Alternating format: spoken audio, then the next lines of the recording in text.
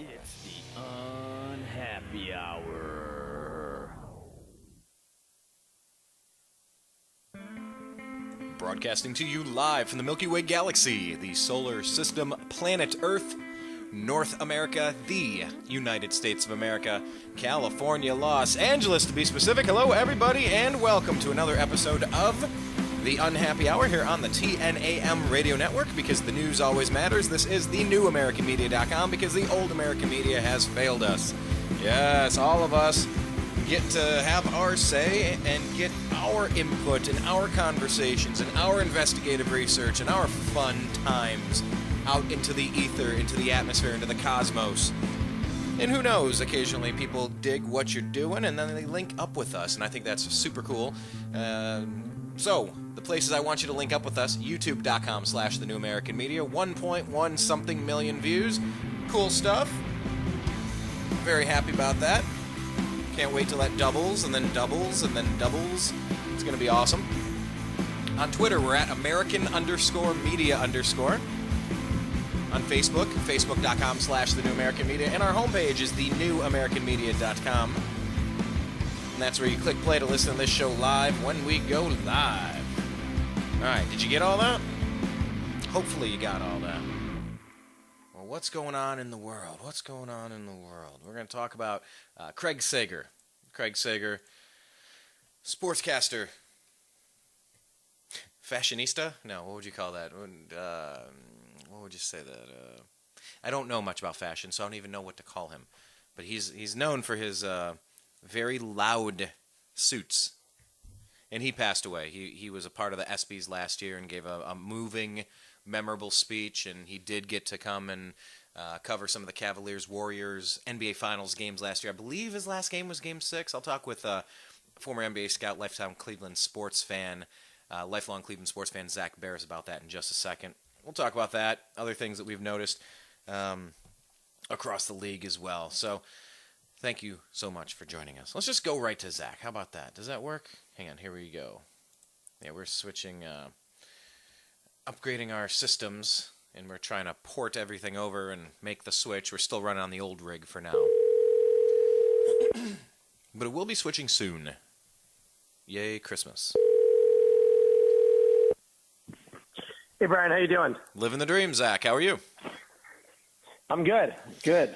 Well, hey, I was kind of doing the intro to the show, and just, very first thing kind of popped out of my mouth there was, talking about Craig Sager. This is a couple days, he passed away. He had been battling some health issues, and I just kind of wanted to open up the floor. I know basketball's been a big part of your life for a very long time, and Craig Sager's been a big part of basketball. So, what are we supposed to take away from this man's career and his life?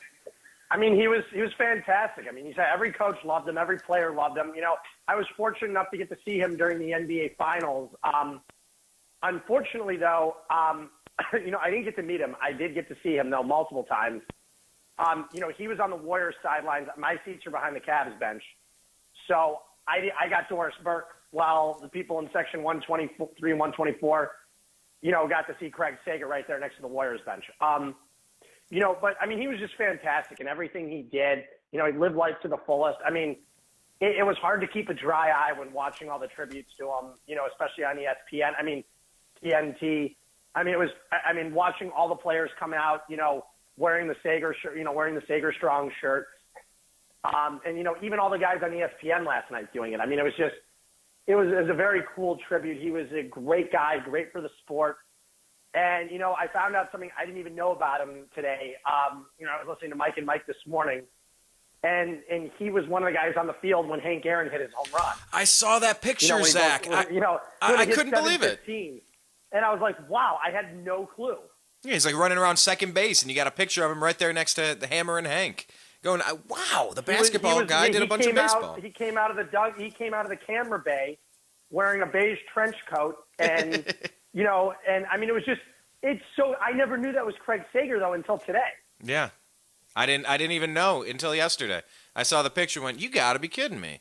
This is like Quantum Leap, where it's like the same guys in all these pictures throughout history. Yeah, or like all the conspiracy theorists. He's a time traveler, man. No, I mean, he was, 65 years old? And then you think, okay, well, yeah, I guess that would have been that's not old at all when you think about it. I mean, my dad's 64. I know, man. And, it's not old at all, really, when you think about it. I mean, and, when I saw him during the NBA Finals, unfortunately, I did not have the chance to take a picture with him. But I did walk right past him in the tunnelway down, right by the press room in between, right around it's the floor level concourse. So it's in between where the press room is on the way to one of the VIP areas. I did get to see him a couple times. Just unfortunately, it just was in the middle of the game, in the middle of a quarter when he was walking through on the other end. He must have been getting a drink or some food or something. And it just wasn't the time to bother him and take a picture. Although I wish I would have, looking back on it. Yeah, hindsight 2020, of course. One of the stories that I found fascinating, somebody that I did get to meet, I didn't get a picture with him, but it was Dennis Rodman. I was 14 years old, and I met him in the Caesars Palace Forum Shops. Dennis. I've got a great one with him. I shook his hand and I talked to him. I tried to recruit him to the Cavaliers to play alongside Mark Price back in the day. But this story that came out with Dennis Rodman and Craig Sager. Dennis Rodman put out this tweet, and it said, Craig Sager, thanks for saving my life when I was in dire need of help in Detroit back in 1993. Condolences to your family. Rest in peace, my friend. Now, did you hear that story before? I have not heard that. Okay, Rodman was referring to a dark chapter in his life in April 93 when the Detroit Pistons, the team with Rodman won 2 NBA championships with, were on the verge of cutting ties with him.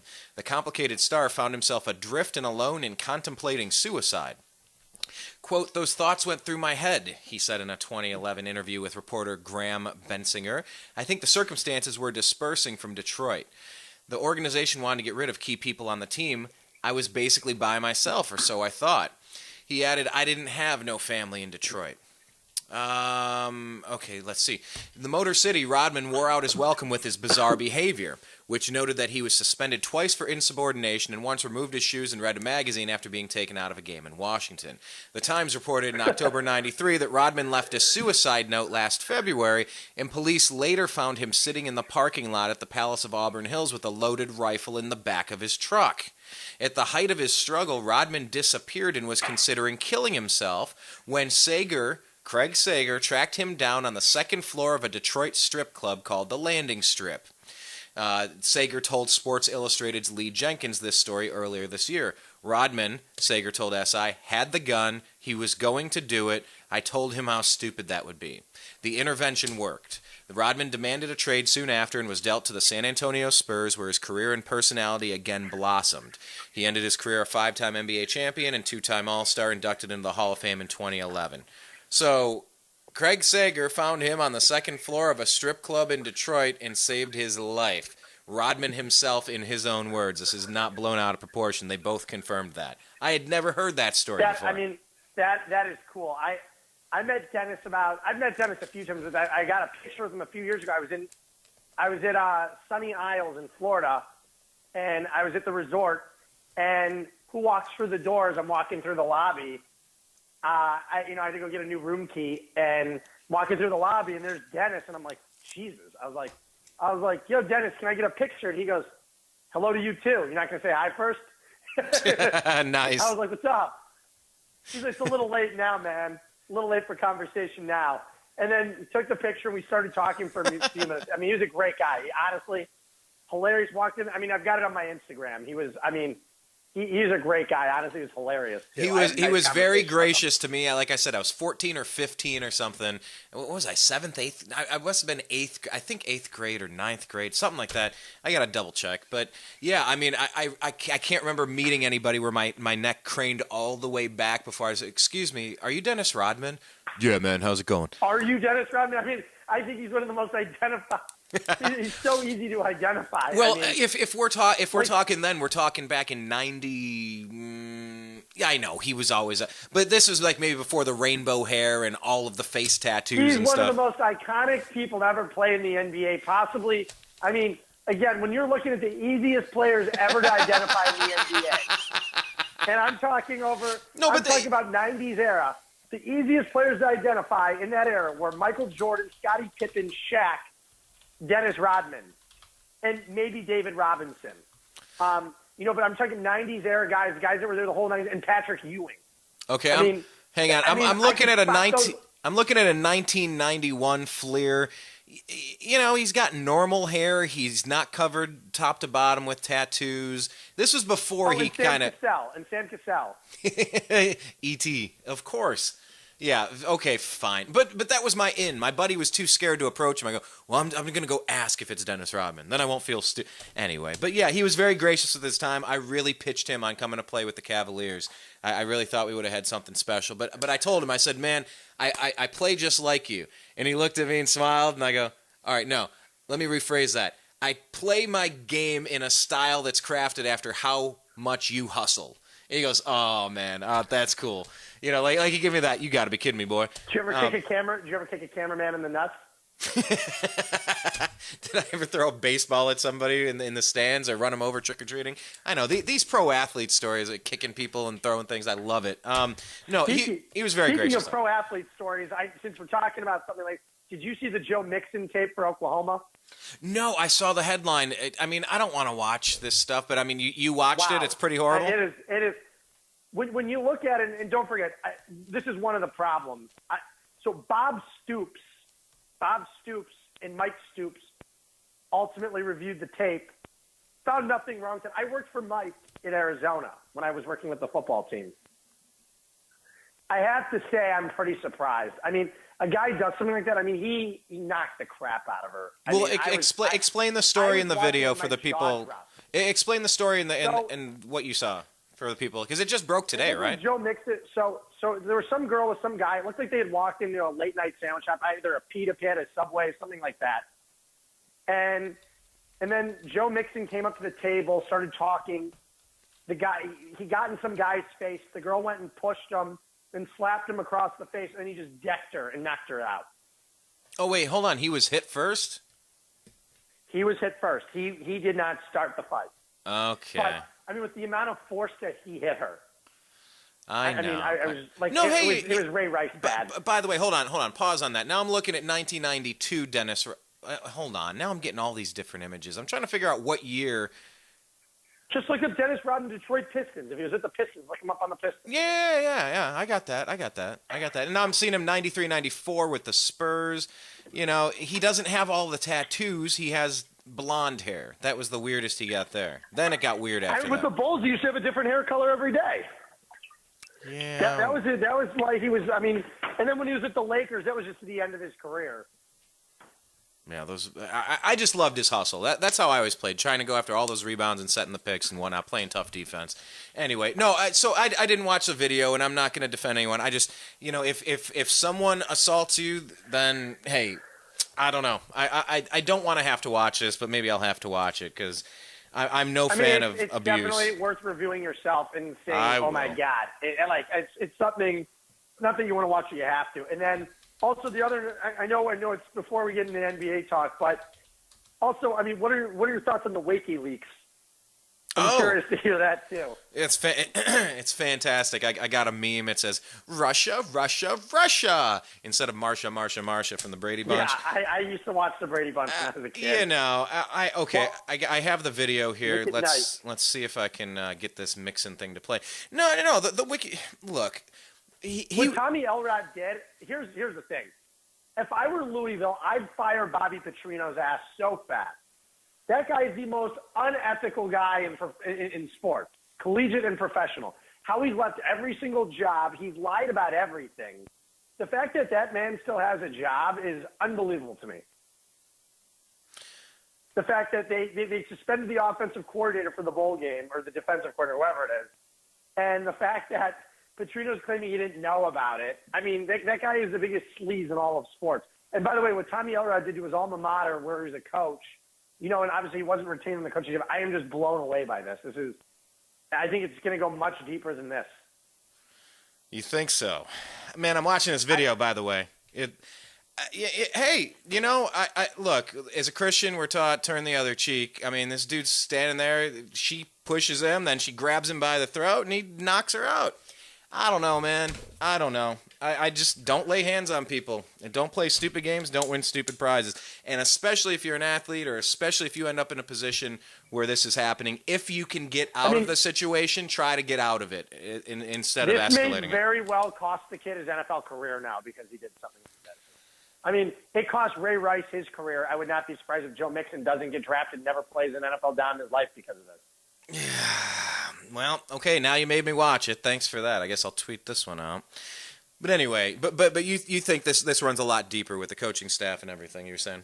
I think it might. I mean, I was just listening to Trevor Maddich speak on it, and I didn't even think about it before. And he said, he's like, it could go into gambling. He's like, we don't know where this could be going.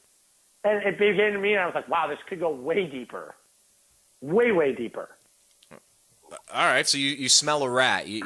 Well, look, that's what we're doing with a lot of stories. The Russia thing, the WikiLeaks thing, the Pizzagate thing. I don't know what I believe. I just know I will do some research into a lot of these stories. You asked about the WikiLeaks thing. I don't get the game plan. I said WikiLeaks. Wait, hold on. Wiki or Wake? The Wake Forest story is called the WikiLeaks. Good, thank you. Set me up, because I've been talking about the WikiLeaks thing forever, my man. Tell me about the WikiLeaks.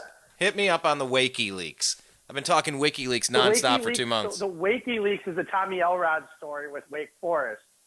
WikiLeaks, obviously, I know all about because that's all I've been hearing about on the news. I know, everybody. I think that thing's hilarious, and we'll just set that aside for now. So reset us with what we found out or think we found out about Wake Forest.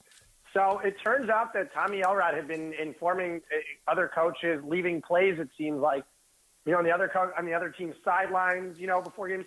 I mean, as an equipment staff manager, when I was a freshman at Arizona, I was on the equipment staff for Arizona. I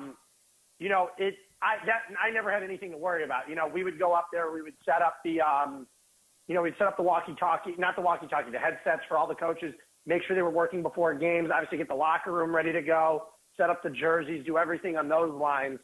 But as an equipment staff manager, if I noticed our own team's plays in the other team's booth, or, because I ran with the visiting team. I was a visiting teams manager. I took care when the visiting team came in. I made sure that they had everything they needed in the locker room. I took them up to the press box. And honestly, if my Arizona playbook was up there, my team sitting in the opponent's press box, I would have made notice in a second. I would have told one of the coaches. I mean, that's what started the whole thing. The Wake Forest equipment staff had noticed something on the other team's sidelines, their playbook, or some plays, and it just the whole situation seemed vicious. So they did some internal digging, and they ultimately found out that he had been providing Virginia Tech, possibly Army, and Louisville, with basically some of the team's secrets and plays and formations. And football is the one sport where you can really gain a competitive advantage. In the NBA, you basically know what these teams are going to run, especially Cavs, Warriors. These are two of the best coached teams in the NBA, but there's no secret on what they're going to do with LeBron James in the finals. The Cavaliers ran the same play against the Raptors, I recall, 11 times in a row down the floor. It used to be where LeBron would hold it for 18 seconds and then try to make something at the end. Last year during the playoffs, the Cavaliers ran the same play 11 times in a row. I counted it. Going through it, I said the Cavaliers just ran this play. They just ran it again. They just ran the same play. Toronto knew it was coming. They just couldn't stop it. That's the difference between football and basketball. In basketball, you know what's coming usually. There's an inbound pass. There's going to be a three-pointer. Okay. You know who it's going to. You know exactly where it's going to be. Basketball is very predictable. Football, on the other hand, football is so complex, so complicated on so many levels. There's so much more that goes into football. It just is what it is. You've got 11 guys on each side of the field, too. So you've got over twice the men, on each side, too. It's totally different. So now we get into the gambling thing and talk about where do you think this is going? That's just what Trevor Maddich is suggesting.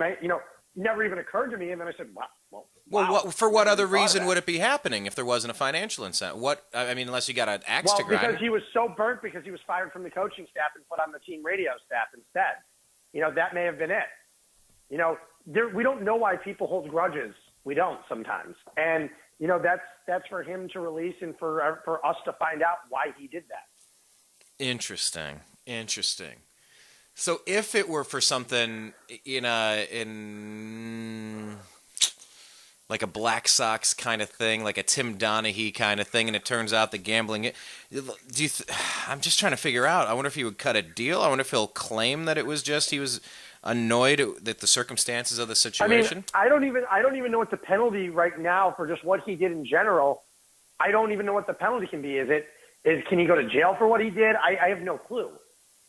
I don't know what the legal ramifications here on his end. I mean, obviously he's fired, and I'm sure the university has some kind of restraining order against him from barring him from anywhere around there. But I don't know what he did. I don't know if it's illegal against the law. I don't know anything on this one yet.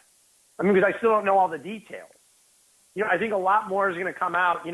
You're hearing minute details right now. I don't think anything is so in depth because nobody's really come out and spoke about it yet. When someone does, obviously more evidence will come out. There's probably an entire investigation, probably committed by Wake Forest and probably the NCAA and the police department. I mean, I have no clue what's going to happen here. I really don't. But if it does turn out at some point shaving scandal or something, I mean, then that I guarantee he would go to jail for. That's highly illegal. I don't know what he did, though, if it's actually against the law. It's unethical. But I don't know if what he did is against the law because I'm still not sure exactly what he did. We don't have, it's not that clear so far. We have some details, but it's not all details clearly.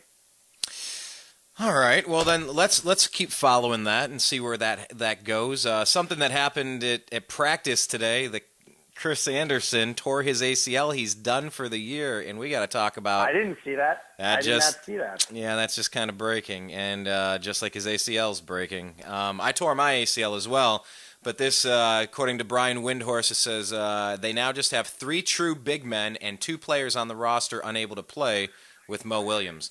So what are we looking at with the Cavs without him? This is a problem now because if you're the Cavs, you go out and you spend that trade exception, or do you break it into pieces? Do you go out there and you try to get a center at the deadline, or are you going out there trying to get a backup point guard?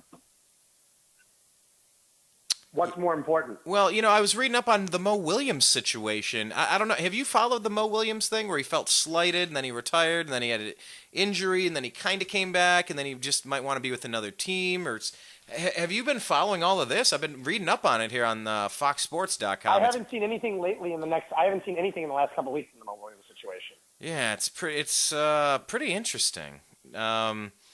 December 15th. Yeah, this is a news story. And it's just kind of walking through the whole weird thing. Like he just kind of, the gist of it, at least halfway through this article, 2/3 through, that they just never had any confidence with him as the backup point guard. Whether it was Delly or whether it's Kay Felder, this, that, or the other. He's Last year, I think the Cavaliers had plenty of faith in Mo. I mean, don't forget, he was playing at an all-star level while he was starting while Kyrie Irving was out. Let's not forget this. Yeah. Last year, his first 20-something games for the season, he was playing at an all-star level. He then got hurt. And I think after that, they were worried about him.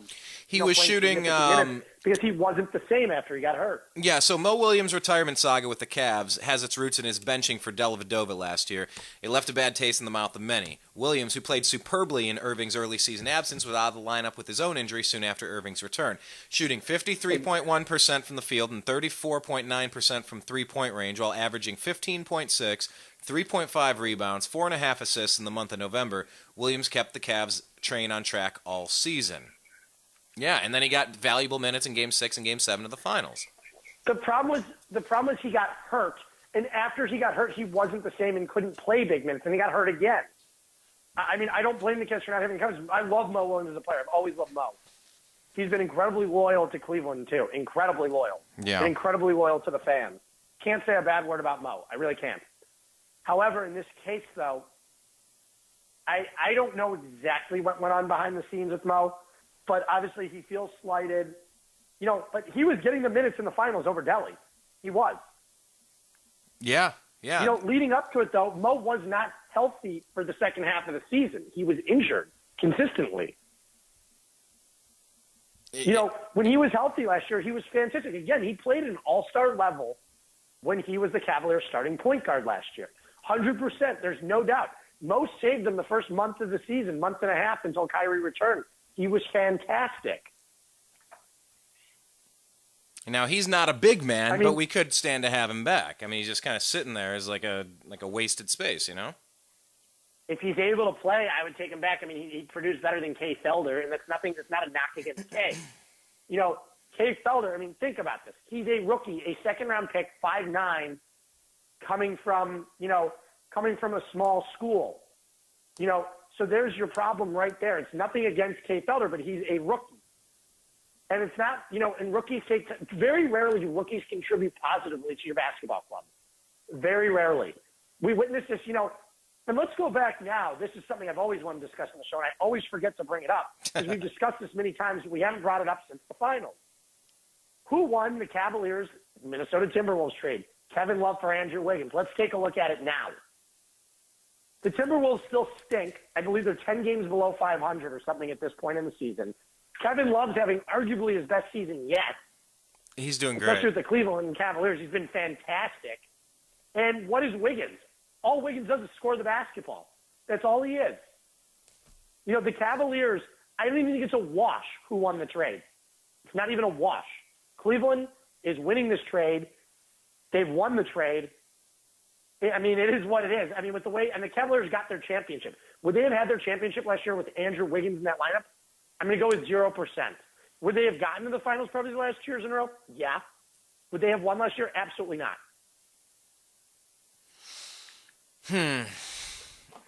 Don't forget, though, Shump and JR probably wouldn't be here either. So you're taking Kevin Love, JR, and Shump or Wiggins. Now, so you're saying Shump and JR wouldn't have came over from the Knicks because... I don't think there would have been a reason to. You would have wound up trading Waiters for a big man. Okay. You know, for some dinky power forward at that point or a center. Well, we're looking right now, minus Chris Anderson, you know, breaking news, out with the torn ACL. Like you said, trying to figure out how to get another big man at this point. I mean, is there anyone out there that... Hang on, wait. Before I even wrap that point up, did you have any other comments to make on that trade? You said you've always wanted to talk about this, so I don't want to bounce to the next subject too quick I've here. always wanted to mention, we've always heard from you. Said, what if Brian, you've run on the show many times. What if we would have kept Wiggins? What if we would have done this? You know, yeah. It's all about, should we have ever traded for Kevin Love? So I wanted to go up, bring the pass up because I always said that the Cavaliers wound up with the better end of that trade. Well, if you remember, I was one of those always guys said that. saying we could have signed him in the offseason. And I didn't really understand the mathematics of how that couldn't have worked unless it was signed and then re-signed. So it took me understanding that it had to be done through a trade to re-sign him, to get him to come around on the trade. I just said, well, why are we giving away assets when we could just get this guy next year? That wouldn't have happened. Yeah. So I get that now. So I've amended my position on that in hindsight. So I mean, looking at it in hindsight, the Cavaliers, David Griffin, if you look at, and that's, David Griffin / LeBron have to be considered both years in a row for front office, for executive of the year. As great as Bob Myers has been, for Golden State, who's been fantastic, David Griffin has been equally as good. Don't forget, David Griffin took over a team of Kyrie Irving, Andrew Wiggins, he got LeBron, he had Tristan Thompson, and I can't even go back and look, and Anderson Varejao, I believe, was the Cavaliers starting center at that point. And, they had a roster of Dion Waiters. The team was an absolute mess when he took it over. Mm-hmm. Anthony Bennett. It was a complete mess when he took that team over. And other than LeBron and Kyrie, and at the point, Kyrie was even a question mark. You suddenly went, and then you had Kevin Love you added and, you traded for. And then it was suddenly, okay, there were still a couple of huge holes on that roster. Dion Waiters was terrible. I remember going off on Dion Waiters constantly on your show, saying he's going to be traded this week. He's going to be traded. They're going to be trading Dion Waiters. I knew he was going to be traded. I did not know at what point for what. And when the Cavaliers, when he made out with getting Shump, JR, and a first-round pick for that bum, come on. You called him a bum. That's going to make Greg Morris so happy. He loves calling Dion Waiters a bum. You always know how much I you know how much I hated Dion Waiters. Oh yeah, I mean you can tell when somebody has a high basketball IQ and when somebody doesn't. But here, another thing about Dion Waiters, what I remember, he was the Colin Kaepernick before Colin Kaepernick. Remember, he refused to come out for the national anthem because of his Muslim faith or something, whatever that story was. I remember seeing that. Yes, I do, and I remember I was angry about it and I tweeted about it. I mean, and the thing is, I don't even want to get into the Colin Kaepernick thing because it makes me angry. If the guy would have voted, it would bother me a lot less. Yeah, that's but right. He was sending a message out and he didn't even vote. Like, give me a break. Oh, here we go. This is November 8th of 2014. Cavs guard Dion Waiters excused himself from the national anthem before his team's game against the... Do you remember what team it was? I don't know. Who was it? Miami? The Utah Jazz earlier this week for what he said were religious reasons. It's because of my religion, Waiters said. That's why I stayed in the locker room. Waiters, a Muslim, was nowhere to be found during the national anthem in Utah on Wednesday. He stayed in the visitors' locker room until after the singing group at Energy Solutions Arena finished its performance. Yeah, I knew he was gone at that point. It's funny. I praised him one time in the 5 years in the 6 years I've been doing your show, I've praised him one time. The Laker game, right? You remember when that night was? The Laker game. I was watching Clippers. Oh, I'm Clippers. sorry. Yeah, I'm sorry. It Clippers. was an LA team. It was the Clippers. You're right. My bad. The Clippers that night, he put up 32 points or something. And I said that night, I go, if he wants to play like that, yeah, he reminds me a lot of Dwayne Wade. Otherwise, I don't see it. Right. Yeah, I don't see anything from him. That was the one night I go, okay. I'm blown away by him. Maybe this kid does have something. And you know what? He flashes that game about 2 to 3 times a year. That's his potential. Will he ever reach it? Absolutely not. Dion Waiters is a below-average player in this league. He waited to get this massive deal this offseason. I'm taking a 1-year, $3 million deal with the Heat. I mean, he just never, and I said on your show, too, I wish we could pull up that night. When I straight up said when the Cavaliers selected Dion Waiters, I said, this is a move that will cripple the Cavs franchise because of this. Yeah, it had the potential to. I recall saying that on your show. Anthony I Bennett. hated the pick. I had seen Dion training in Vegas throughout the entire summer. One-on-one, the kid was golden. He was dominant on one-on-one basketball, dominant one-on-one play. He beat Harrison Barnes. He beat Terrence Ross. However, when it came to 3-on-3s and 5-on-5s, I've never seen anyone more lost in my entire life. Ever. It just blew me away with how terrible he was. Interesting. I wonder why that is. I wonder why a player can be that good. There are so many players that were so good at one-on-ones, and then you get them in a 3-on-3, 5-on-5 setting. They just don't know how to play team basketball. I wonder if that's just coaching or just ego. And maybe it's a combination. Who knows? It's a combination of both. But Dion's a street baller from Philly. That's what he is. He's a street baller from Philly. Iverson. He'll go and dominate you in a schoolyard and not do much else. Allen Iverson, maybe. Ish. Allen Iverson also took his team to an NBA Finals. Dion Waiters, let's not even put them in the same sentence. Well, I'm going with the Philly thing. Where did he grow? He didn't grow up. Where did he grow up? Iverson. Philly. And then he played for Iverson Philly. Grew up in Atlanta. Yeah, okay. Atlanta. That's I know his career was in Philly, but I didn't think he was from there and went there. Yeah, but anyway, no. But hey, to go back real quick. To be fair, you were so amped on Andrew Wiggins coming up. When we're looking back on the Kevin Love trade. I was very amped on Andrew Wiggins as a high school prospect, incredibly high on him. And you didn't see his game really progress. Disappointed me in college. Right. He really disappointed me in college. However, looking back at that draft, it was between him and Jabari Parker for number one.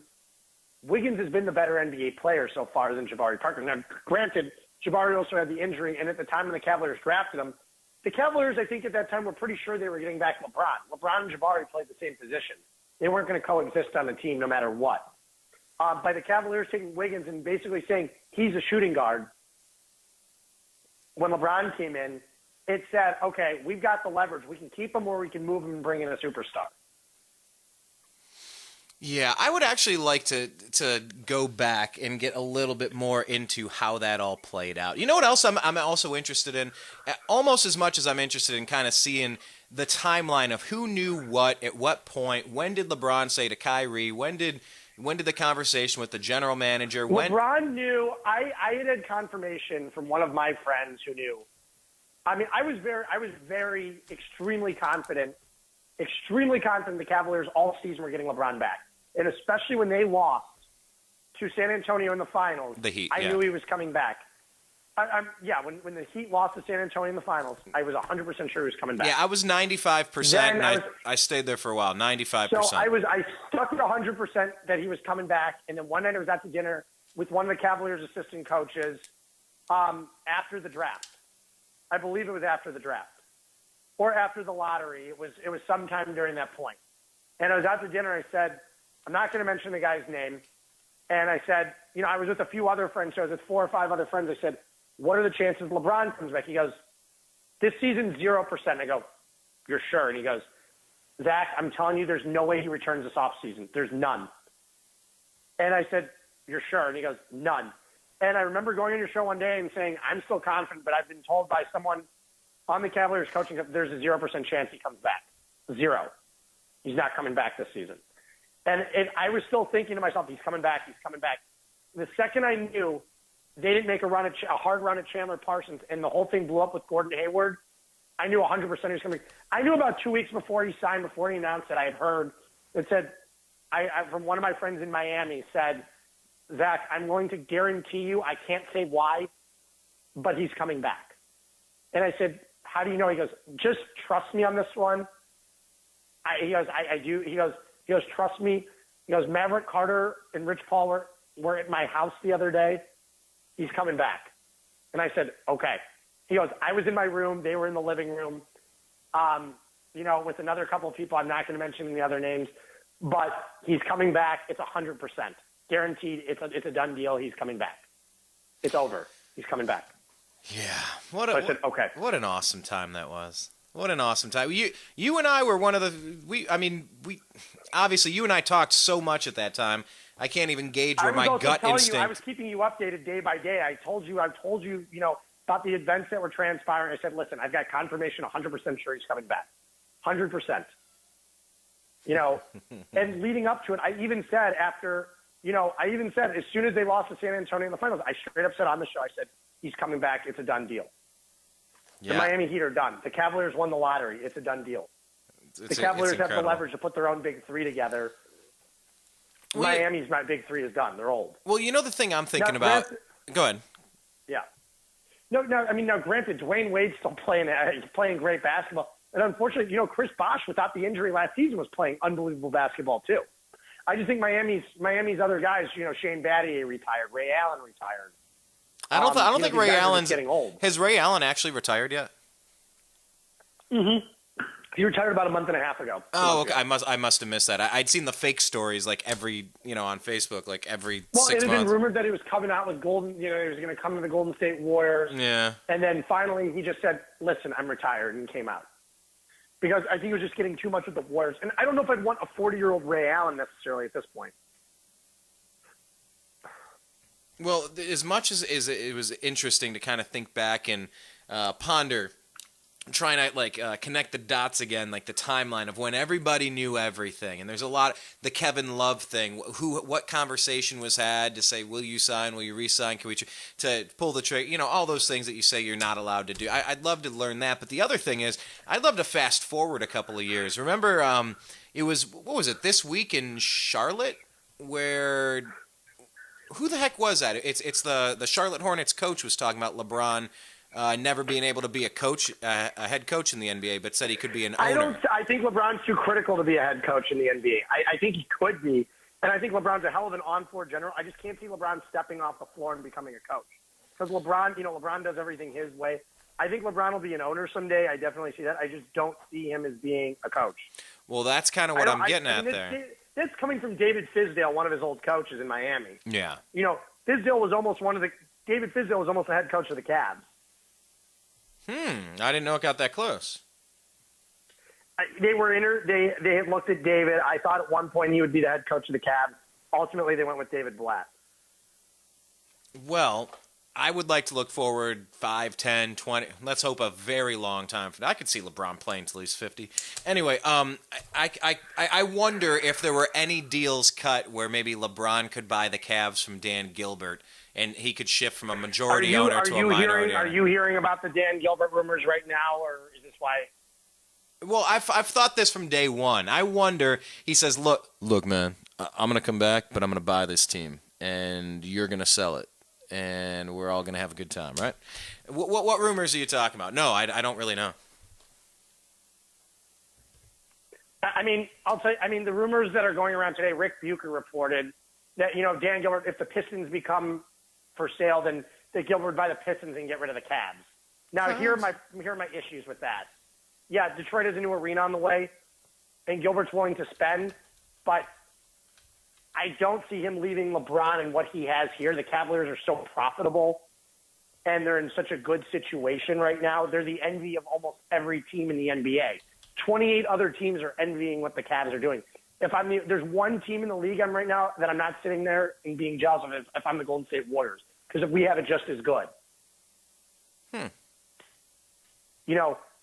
I mean, they're the one team. I mean, you're going to go over and take over the 8th-seeded Pistons.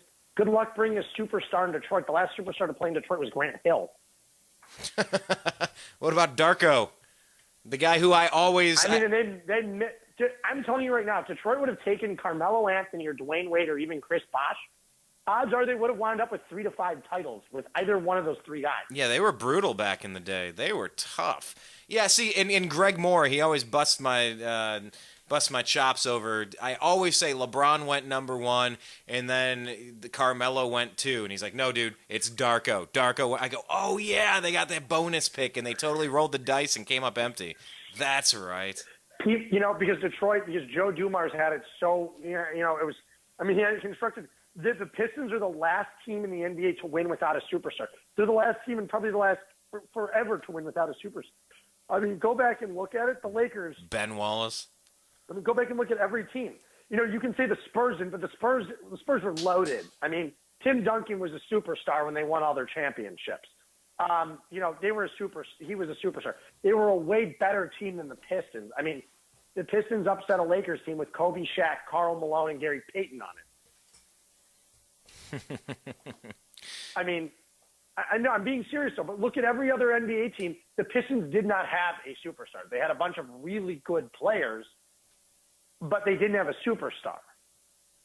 And not one of their players was close to being a superstar. Chauncey Billups, borderline all-star point guard, very good player. Ben Wallace, couldn't do anything in the offensive end, but great defensive player of the year. Mm-hmm. Rasheed Wallace, again, another really solid player. Tayshaun Prince, another really solid player. And Rip Hamilton, another really solid player. But, they had 5 guys that were all on the border of being all-stars, and basically 5 borderline all-stars. But no superstars. Hey, okay, let me shift gears back to Dan Gilbert for a second, because I watched the Rick Bucher, the thing he has on Twitter talking about that. The other interesting thing that came up this week was the renovation plans for Quicken Loans Arena. What are your thoughts on that? That's a big deal. I would move forward. Okay, here's the thing. Anybody who says they shouldn't spend public money on it is ridiculous, okay? The fact that, this is a great point right now. Take a look at the Gateway District right now, okay? Let's remember that what was there 20 years ago. Let's remember that what was there in 1991, 92, nothing. It was a bunch of old warehouses, okay? You have 2 beautiful stadiums. You've got bars and restaurants lining the streets outside of there now. Go look at East 4th Street. Go look at East 4th. They're going to be building Nucleus over in that lot, too, next to the stadium, too, another 48-story tower. Residential, and then another office tower next to it. They've generated so much money to these bars, restaurants in an area that's become so lively because we're one of the few cities in the country that has all 3 of our sports teams playing downtown, which ultimately started a downtown stadium revolution because of Cleveland. Where else has that been enacted? Where else would you point to? I mean, look at Detroit now. Detroit's now, putting up the new Pistons and Red Wings arena downtown in an area called inside their new arena district. That's why these teams are moving to because it pumps in so much money. It pumps in money to bars. restaurants. Look at the Lakers. You had an area created, look at LA Live, because of the Staples Center. You've got games going on there every night between the Clippers, Lakers, and the Kings. I need to get down there again. I've never been to a Kings game, by the way. Never been to a Kings game. By the way, it's fun as hell to go to a Kings game. They are fun to go to. I will tell you that right now. Yeah, I've been around when the Kings games are letting out. I love the NHL. I love the NHL. It is fun to go to Kings games. It is a lot of fun. But what I'm saying is, look at an area of downtown LA, which was disgusting. Yeah. And what they do, you built the JW Marriott Ritz-Carlton, hotel and the rich residences in the JW Marriott Hotel. We're in the same building over there. What did that lead to? It ultimately led to a downtown revolution in downtown Los Angeles, which had been non-existent before. Downtown LA was one of the grungiest areas of the country. Go down to Alvarado Street, and it is one of the grungiest areas of the country, downtown in LA. You built a stadium there. Unfortunately, it would have been nice to see, Kroenke World built, on the convention center. It would have been great to throw another stadium in downtown Los Angeles that could really use it. Yeah. However, they're building in Inglewood, which is going through a little bit of a revival itself. You put these stadiums in areas, with bars and restaurants where people want to be before games and after the game. It really creates a livelihood and it creates neighborhoods. Yeah, it does. I can tell you the reason I live in downtown Cleveland is because of its proximity. I won't move over to the flats. I live where I live for a reason because of its proximity to Progressive Field and to Quicken Loans Arena, because I go to so many Cavs games and I go to so many Indians games, and I'm a mile from Brown Stadium. Granted, I've only been to one home Browns game this year, and I was at 2 preseason games, canceled my season tickets, and I refused to go other weeks because they stink. Yeah.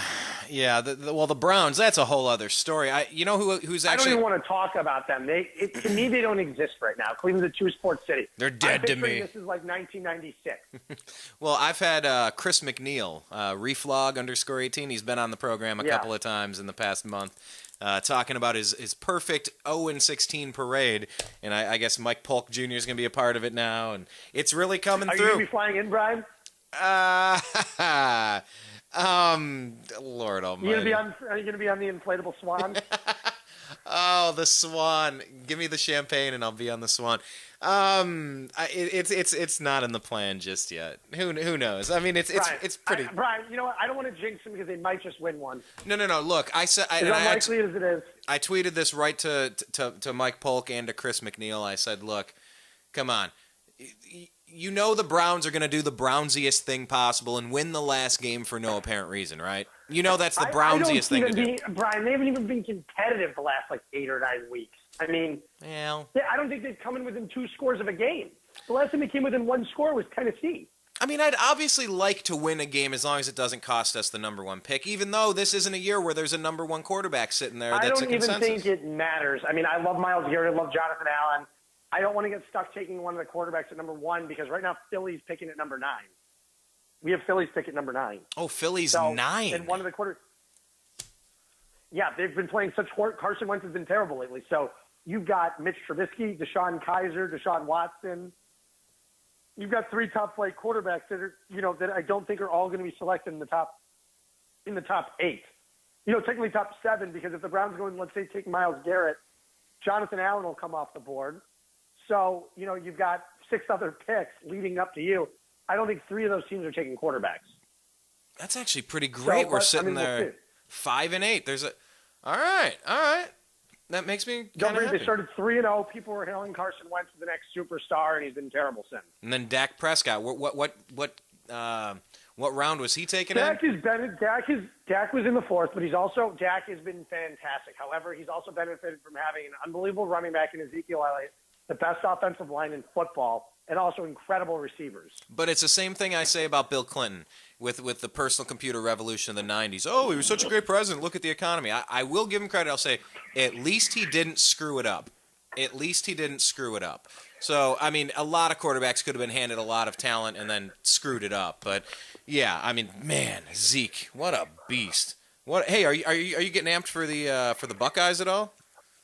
I really am. Yeah, I'm not going to go down to Phoenix for the game because flights are so expensive. They really are. I'm going to Punta Cana next week. I'm going to Punta Cana in a few days.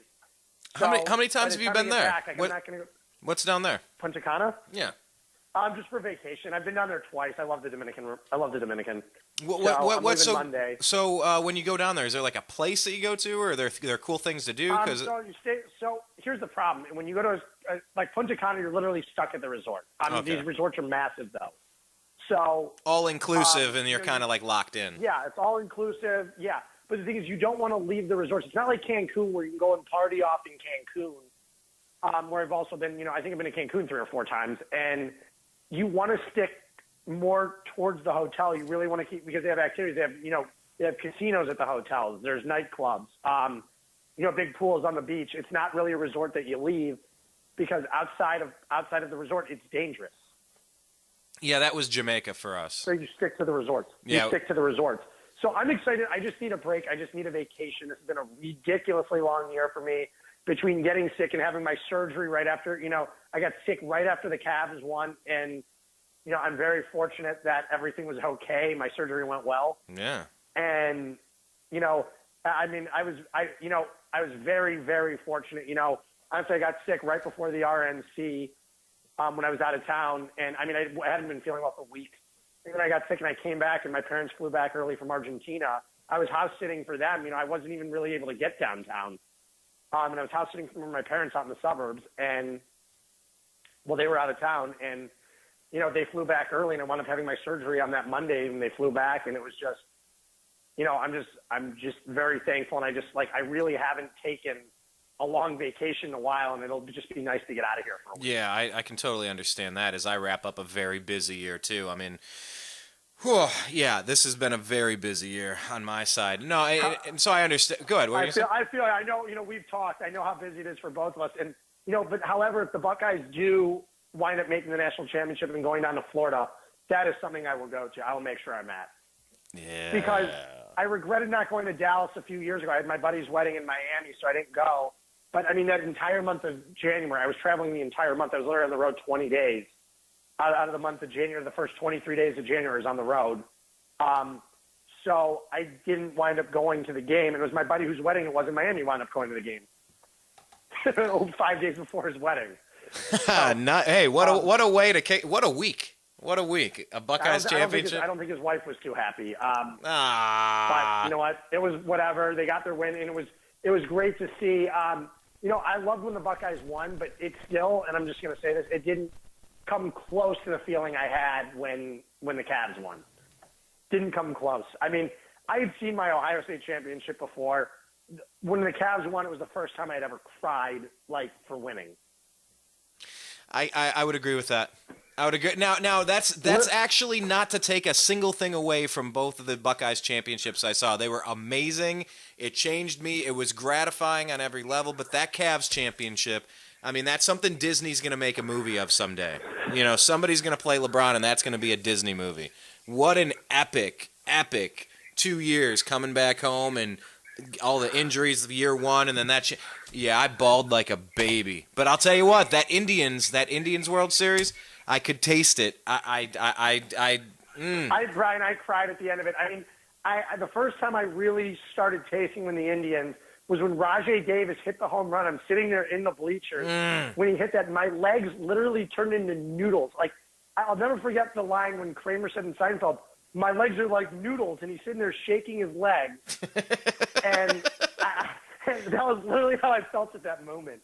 I'll never forget it to this day, how I felt exactly. My legs, I was shaking so much I couldn't even sit. I was surprised I was able to stand or something didn't break. And I couldn't believe that night, going in there and going, oh, my God, we've got a chance to win this now. And then that effing rain delay. Hey, Zach. Mm-hmm. Hang on. That reminds me of something. You ready? Yeah. All right. Oh, no. Oh, it's on the road. Sorry, hang on. Man, I screwed that up. I had it all keyed up. Anyway, yeah, when Rajay Davis hit that, I got lightheaded. I was cheering. I kind of dropped to a knee. I'm like, oh my God, it's happening. It's happening. This is it. I still don't know how it didn't happen. I was going berserk when they hit that. When he hit that, just the memories bring back now. I've got goosebumps thinking about it. I got to say, last year's Indian season was a magical season. And you know what? For as far as they came for being without Michael Brantley, Carlos Carrasco, Danny Salazar, at the end of the season, I still, although we didn't win, I couldn't be any more proud of those guys. I mean, it was a fantastic season. And now you're seeing these guys even stay here in the offseason. They're training. Like guys like Kipnis are here. They're training this offseason. It's great to see that. These guys never stay here during the offseason. It was the same with the Cavs players, too. You never see these players ever stay in the offseason, and all of a sudden it's, wait, what's Channing Frye doing here? Well, you got the Cleveland Clinic right next door. I mean, that's a big thing, too. All the sports medicine. It's like, what are these guys doing here all summer? The only one left was Richard Jefferson for a couple weeks. I mean, I'm telling you, I'll take the Browns being shitty any day as long as the Cavs and the Indians are in the finals every year. I don't care. Look, I'll do that, too. And when the Browns finally do, it'll be that sweet. Hey, here's the thing I pulled up for you a second ago. My legs, they were like noodles. My legs, they were like noodles. They were like noodles. They were like noodles. I'll never forget that my legs were just shaking. I was like, I'm Kramer. Yeah, but when I cheered and my hands were clenched and my fists were clenched and my elbows were locked and I was just yes. And I don't think I've ever been to a game before though where it downpoured and I didn't even bother to seek shelter, buy a poncho. I didn't care.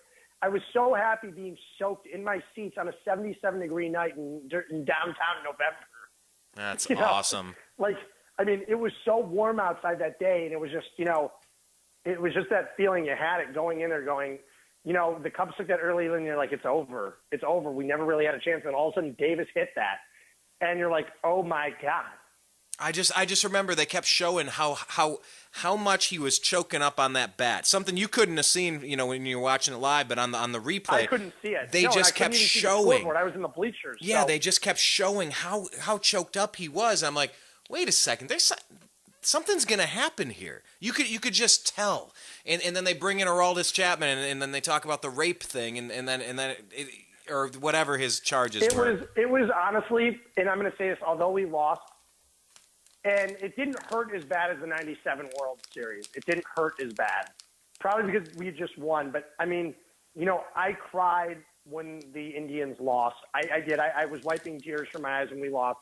I couldn't watch SportsCenter for about 2 weeks. Yeah, same here. I couldn't, nor would I. I wouldn't listen to any sports talk radio. I didn't want to hear it. And I'm over it now, but, it just makes me that much more excited for this coming season. I am so excited for baseball. Spring training starts in 2 months. Oh man, you had to do that, didn't you? Second week of February, third week of February, pitchers report. So, you know what? And I think the Indians, especially, I would love them to go out and get a bat like Edwin Encarnacion. It would be a huge boost to this lineup, especially getting a healthy Brantley back. I cannot wait to see what this team can do when they're healthy. And, especially – and obviously Andrew Miller's not going to pitch in 150 games this season. It's not going to happen. He's not going to have any of those 2-3 inning games like we saw. There's going to be games here and there where he pitches 2 innings, but you're not going to see it like you did in the playoffs every night, knowing that we were going to go in there and we're going to beat the crap out of every team because as long as we had a lead after 4 innings, the game was over. What an incredible Cody run. Allen and Andrew Miller were so dominant during that World Series. So dominant. They were unhittable. People forget how good Cody Anderson was, too. Cody Allen. Cody Anderson sucks. Cody Allen. Chris Anderson's injured. Cody and Andy Allenson, he played in 1987. Anyway. Cody Allen was so good. He was arguably better than Andrew Miller. That's the thing is Cody Allen was incredible. Edward, I don't think he gave up a run the entire postseason. Yeah. Well, and that, man, if we could have just gotten that one more performance out of... He may have given up one to Boston. But he was dominant. You look at the ALCS in the World Series, he was unhittable. I know. And I just wonder, I was just reading up on Encarnacion and, whether or not, if Napoli's going to stay, if he's going to go to Texas. Or if the Dolans somehow pull this off, I'm telling you. The Dolans just got a minority owner. They just got somebody to buy into the team. They did. And I still got to read up on that situation. I'm happy. The guy's from Kansas City. But I'm happy they got a minority owner. It allows them more flexibility. Exactly. And I, you know what? But they've been locking these guys up. They haven't been trading anyone away. And, I really like what Antonetti's done with this roster. I really do. And Mike Chernoff, they've been great. They've been great. They're the Indians are another team. They're one of the envies of baseball. They have arguably the best front office in baseball. Mark Shapiro's finally gone. No, but we got to boost those numbers, though. We got to bring people downtown for these games. And I know it'll be different next year. Brian, they've definitely increased their season ticket base by a ton next season. Of course. But I mean, I don't even live there, and I went to several games. Every chance I got, I wanted to go down to, I'll still call it the Jake. I had a blast doing it. I don't know. What else can you say? It was a fantastic time. I don't regret any moment going to the postseason. I don't regret anything about it. I mean, there's nothing you could have done differently that Francona could have done. Don't forget Andrew Miller and Corey Kluber didn't even have a strikeout in Game 7 of the World Series. They were just so overworked and so tired and so exhausted at the end. And you just have to applaud them for their effort. There was nothing else that Francona could have done to manage that game any differently where they would have won it. I mean, you can't even go back in hindsight and go, well, you should have put in Miller then. You should have put in Allen then. Maybe Cody Allen was the only one who still had his stuff. Maybe Trevor Bauer. Maybe starting Ryan Mallett. Wait, not Ryan Mallett. Who am I? Would you have been able to justify throwing? Would you have been able to justify throwing in Ryan Merritt over there? Merritt. I called him Mallett. Corey Kluber. Corey Kluber had been dominant the entire postseason. He just didn't have it that night. He was exhausted. Yeah. It just is what it is, and I have a feeling they're going to be back next year and they're going to be an even better baseball team. I think so too, and I really hope that is the case. And, to have a big bopper in that lineup, I mean, look at those 90s teams and look at the Cubs this year. We squeezed a lot of production out of what we had, but man, if we could bolster this up a little bit, it could be something absolutely filthy. Yeah. All right, well, 2 months till... Brian, I actually got to get going now, so... Absolutely. Well, that works for me, man. It's good talking to you. Thanks again for having me on. I always appreciate being on the show. Yeah, of course. It's always a good time. And so, what are the milestones between now and the next time? Let's see. We got the Buckeyes are playing in 2 weeks? Just about 2 weeks. Yeah, Buckeyes play New Year's Eve, so maybe we'll talk before New Year's Eve. All right, sounds like a plan. You have a good one. Appreciate your time as always, and to be continued, good sir. Have a Merry Christmas. Yes, Merry Christmas to you. Happy New Year.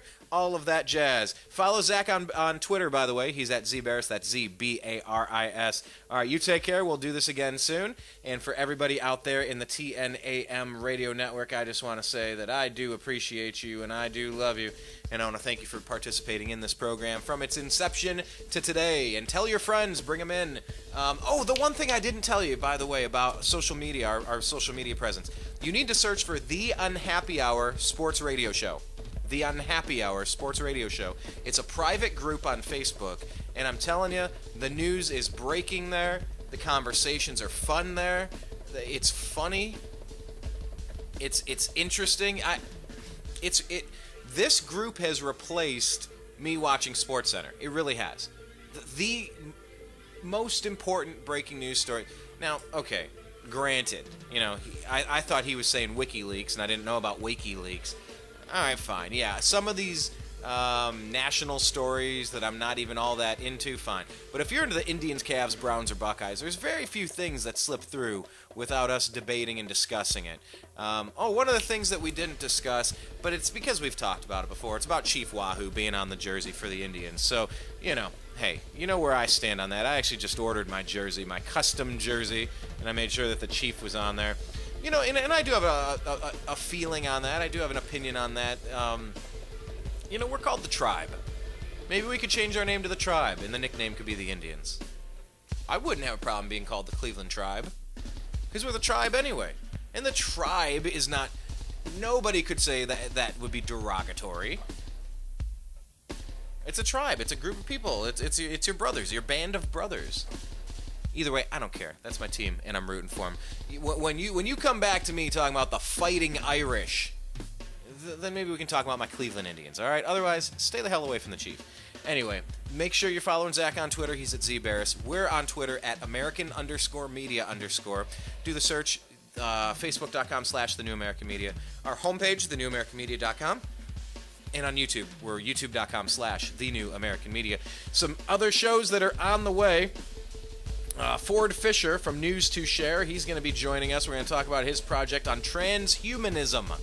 I don't know if you're familiar with transhumanism or not. But I'll tell you what, the future is here. These things are happening inside of our laboratories all across the world right now. And we better kind of be a little forward-thinking here before we just start moving down the road of RFID chips and fingerprint analysis. And look, transhumanism is a really interesting topic. I don't have time in the next couple of seconds to even brush the surface. I mean, we're talking Mark of the Beast stuff. We're talking about cataclysmic. Look, I'm not even doing it. Ford Fisher is going to join us soon. Also, we're going to talk with Blake Wally, talk about this Russia situation, hacking the election, LOL, and a whole bunch more. So make sure you're linked up with the New American Media. We do a lot of stuff. Seeking truth, challenging dogma, and having fun. My name's Brian Engelman, your host. Special thanks to Zach Barris, and we'll be talking with you guys all again soon. Take care. Peace. And this is John B. Wells reminding you that not only is Brian Engelman a cool guy, and not only is the newamericanmedia.com a very cool platform, but here's a cool idea for you, too. Are you alone? Not really. Do you like dogs? Do you like cats? You do. Of course you do. Everybody does. One or the other, maybe even both. You know, there are a lot of dogs and cats that are at shelters right now, and if somebody doesn't take them home, they're going to wind up euthanized. That's a nice way of saying they're going to be killed, because there's simply not enough room. I guarantee it, the best dogs and the best cats, the best pets, come from shelters. There's something about dogs and cats. They know. They know where they are. You walk through one of them, and certainly at least one is going to look at you and go, I wish you'd take me home. I'm in hell. Please take me out of here. It'll be the best thing that you ever did for your soul. You'll feel good about it. And not only that, but you have a friend for life. Doesn't matter if you got money, you don't have money. What doesn't make any difference to a dog or cat.